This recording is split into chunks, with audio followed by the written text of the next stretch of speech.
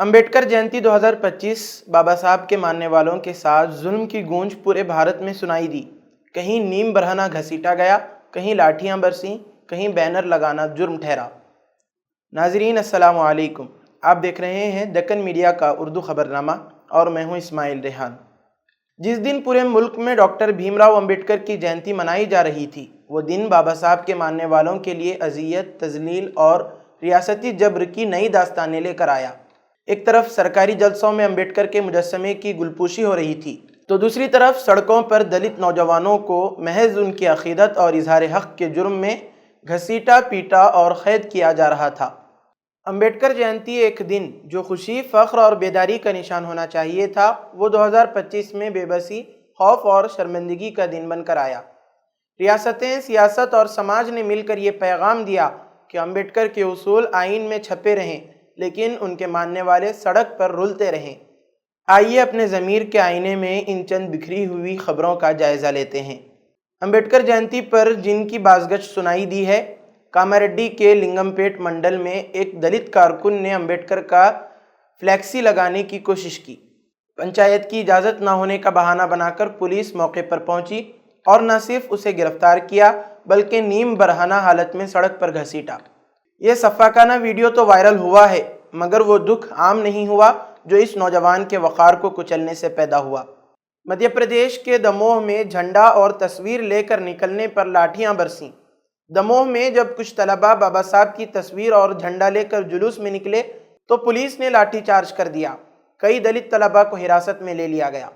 सवाल ये नहीं कि कानून का निफाज क्यों हुआ, सवाल ये है कि अंबेडकर के मानने वालों पर ही कानून इस शिद्दत से क्यों चलता है। उत्तर प्रदेश के फतेहपुर में मुजस्समा नस्ब करने की कोशिश पर हमला और गिरफ्तारी।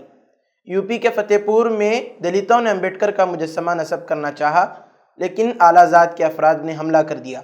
पुलिस ने मजलूमों की हिमायत करने के बजाय उन्हीं को गिरफ्तार कर लिया। सवाल यह है कि इंसाफ के तराजू में पल्ला हमेशा ताकतवर की तरफ क्यों झुकता है। राजस्थान के केशोराय पतन में पोस्टर फाड़े गए, दलित नौजवान जख्मी। केशोराय पतन में जयंती की तैयारियों के दौरान लगे पोस्टर फाड़ दिए गए। तनाज़िया हुआ, मारपीट हुई और एक दलित नौजवान को शदीद चोटें आईं।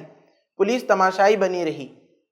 इन बिखरी हुई खबरों से मजमूई तौर पर जो तअस्सुर उभरता है वो यही है कि आया भारत अब भी बाबा साहब के ख्वाबों का मुल्क है।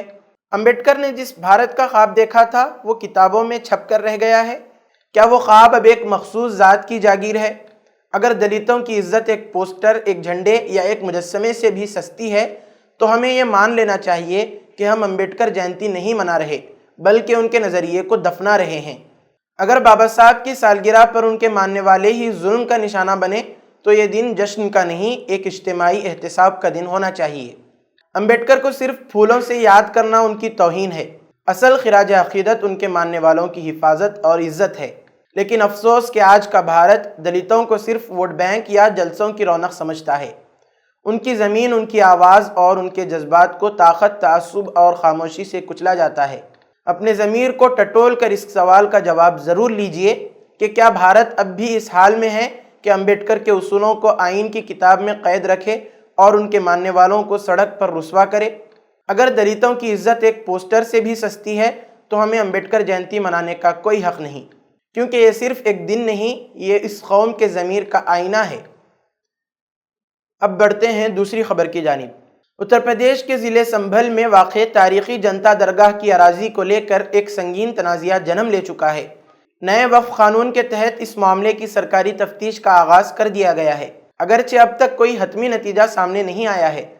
मकामी इंतज़ामिया की जानिब से दरगाह की अराज़ी को सरकारी ज़मीन करार देने की कोशिश की जा रही है, जिसकी सख्त मुखालफत मकामी आवाम कर रहे हैं। चंदौसी तहसील के मौजा जनता में वाक़ ये दरगाह तकरीबन 250 बरस पुरानी बताई जाती है और मुल्क भर में मजहबी व सकाफ़ती अहमियत रखती है। रिवायत है कि हज़रत दादा मियाँ रहमतुल्लाहि अलैह का क़याम यहाँ रहा और यहीं आप मदफून हुए। तब से हर साल बाकायदा उर्स मनाया जाता है, लेकिन साल 2024 में कई दहाइयों के बाद पहली मरतबा मकामी इंतज़ामिया ने उर्स की इजाज़त नहीं दी। ज़राए के मुताबिक तनाज़िया उस वक्त शुरू हुआ जब बाज़ अफराद ने मुबैना तौर पर उर्स से हासिल होने वाली आमदनी पर कब्ज़े की नीयत से दरगाह की अराज़ी को सरकारी करार दिलवाने की कोशिश की। एक मकामी बाशिंदे मोहम्मद जावेद ने वज़ीर आला उत्तर प्रदेश को एक ख़त लिखा جس میں دعویٰ کیا گیا کہ یہ زمین حکومت کی ملکیت ہے۔ اس شکایت پر وزیر اعلیٰ نے ضلع مجسٹریٹ سنبھل کو فوری تفتیش کا حکم دیا، جس کے بعد سب ڈویژنل مجسٹریٹ یعنی SDM محترمہ ندھی پٹیل کو اس تفتیش کی ذمہ داری سونپی گئی۔ محترمہ پٹیل نے تحصیلدار دھیریندر پرتاپ سنگھ اور محکمہ مال کی ٹیم کے ساتھ 5 روز قبل درگاہ کا ابتدائی معائنہ کیا اور پھر 15 اپریل 2025 کو دوبارہ موقع پر جا کر زمین کی پیمائش اور مفصل تفتیش کی۔ تحصیلدار دھیریندر پرتاپ سنگھ کا کہنا ہے کہ اگرچہ درگاہ کی اراضی مالگزاری دستاویزات میں درگاہ کے نام درج ہے، تاہم یہ زمین سرکاری تصور کی جاتی ہے۔ یہ متضاد بیان ایک بڑا سوالیہ نشان بن گیا ہے۔ اگر زمین درگاہ کے نام رجسٹرڈ ہے تو پھر اسے سرکاری کیسے قرار دیا جا سکتا ہے؟ تحقیقات کی غیر جانبداری پر بھی سوالات اٹھنے لگے ہیں۔ الزامات ہیں کہ مقامی افسران سیاسی دباؤ میں آ کر اس اراضی کو سرکاری ثابت کرنے کی کوشش کر رہے ہیں۔ درگاہ کو بے متولی ثابت کرنے کی چال بھی زیر بحث ہے۔ حالانکہ ڈاکٹر سید شاہد میاں، جو مقامی باشندے بھی ہیں، قانونی متولی کے طور پر موجود ہیں اور انہوں نے تحقیقاتی ٹیم کو تمام ضروری دستاویزات بھی فراہم کر دیے ہیں۔ مقامی لوگوں کا ماننا ہے کہ متولی کا انکار ایک منظم سازش کا حصہ ہے تاکہ انتظامیہ آسانی سے قبضہ کر سکے۔ مولانا افضل میاں جنتا درگاہ کے معروف دینی رہنما نے SDM کے رویے کی سخت مذمت کی ہے اور کہا کہ تفتیش قانون کے دائرے میں ہو، عوامی تماشے میں نہیں۔ مولانا کا یہ بھی کہنا ہے کہ درگاہ میں غریبوں کے لیے لنگر چلایا جاتا ہے اور یتیم بچوں کے لیے انگریزی میڈیم اسکول میں مفت تعلیم فراہم کی جاتی ہے۔ انہوں نے واضح کیا کہ نہ صرف جائیداد کا کوئی غلط استعمال نہیں ہو رہا، بلکہ اکثر اوقات انتظامیہ اپنی جیب سے بھی اخراجات برداشت کرتی ہے۔ دوسری جانب بعض افراد نے ڈاکٹر شاہد میاں پر غیر قانونی طور پر متولی بنے رہنے اور ذاتی دولت اکٹھی کرنے کا الزام لگایا ہے، لیکن ان الزامات کو ان کے حامی بے بنیاد قرار دیتے ہیں اور دعویٰ کرتے ہیں کہ دراصل یہ سب لوگ درگاہ کی قیمتی اراضی پر نظریں جمائے ہوئے ہیں۔ یہ تفتیش اتر پردیش میں نئے وقف قانون کے تحت ہونے والی پہلی کارروائی بتائی جا رہی ہے، جس نے مسلم طبقے اور اپوزیشن میں شدید بے چینی پیدا کر دی ہے۔ ناقدین کا کہنا ہے کہ وقف ترمیمی بل کی منظوری کے وقت جو اندیشے ظاہر کیے گئے تھے کہ حکومت وقف املاک پر قبضہ کرے گی، اب وہی اندیشے حقیقت میں بدل رہے ہیں۔ تفتیشی رپورٹ ضلع مجسٹریٹ کو پیش کی جائے گی، جو اس قضیے پر آخری فیصلہ کریں گے۔ تاہم تحصیلدار کا قبل از وقت یہ کہنا کہ زمین سرکاری ہے، پہلے ہی علاقے میں سیاسی اور فرقہ وارانہ کشیدگی کو ہوا دے چکا ہے۔ یہ معاملہ نہ صرف جائیداد کا ہے، بلکہ اس سے ریاستی حکومت اور مقامی انتظامیہ کی غیر جانبداری پر بھی گہرے سوالات اٹھتے ہیں۔ اس خبر سے ظاہر ہے کہ وقف کی زمین ہو یا عوام کا اعتماد، اب دونوں پر شب خون مارنے کے انداز بدل چکے ہیں، مگر نیتیں وہی پرانی ہیں۔ انتظامیہ کبھی کاغذ دکھاتی ہے، کبھی کاغذ چھپاتی ہے اور تفتیش کے نام پر پہلے رائے قائم کر لیتی ہے، بعد میں کارروائی کرتی ہے۔ مقامی لوگ سوال کر رہے ہیں، درگاہ اگر رجسٹرڈ ہے تو سرکار کا کیا کام؟ اور سرکار زبان حال سے جواب دے رہی ہے، رجسٹری اپنی جگہ اور ہماری نیت اپنی جگہ۔ یہ قصہ محض سنبھل کی ایک درگاہ کا نہیں، بلکہ اس بڑھتی ہوئی روش کا ہے جو مذہبی ورثے کو سرکاری فائلوں میں دفن کرنے پر تلی ہوئی ہے۔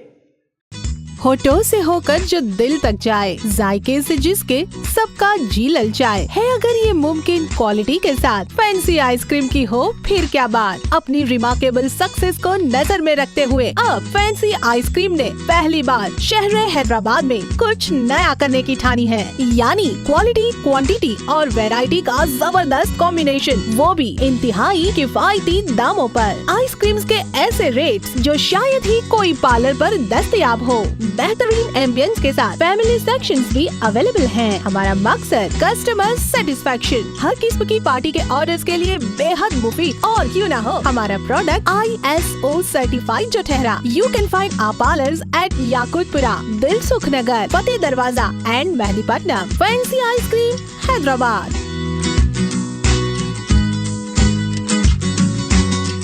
اب آئیے بڑھتے ہیں تیسری اور آخری خبر کی جانب۔